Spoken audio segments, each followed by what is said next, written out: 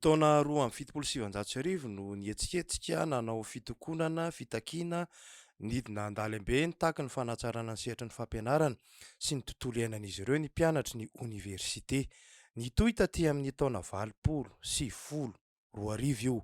Ary amin'izao 2024 izao, izany hoe 20 taona ty aoriny, dia mbola resaka fitakiana borsa ihany no olana eny amin'ny anjerimanontolo.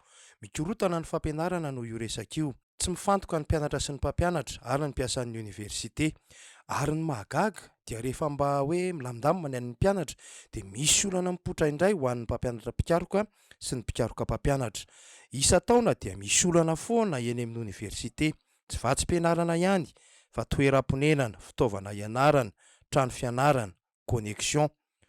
Tonga bakivaky ka sady marary no mahamenatra, fa toerana fanofanana ireo manampahaizana sy enjeniera no tsy mety milamina ao anatin'ny 50 taona be izao. Tena tsy mampino ka mahatonga ny mpandinika fiarahamonina sasany milaza fa fanahiniana korontanina mihitsy angamba io oniversite io noho ny antony ara-politika. Misy ihany koa ny kitotoam-pitantanana sy mety gaboraraka mihitsy ka hifanilihana foana avy eo ny tena fototry ny olana. Ary farany dia toa manao ambanin-javatra ilay fampianarana ambaratonga ambony mihitsy ny fanjakana ka tsy manao laharam-pahamehana ny fandaminana ny fiainana sy ny fomba fiazeny.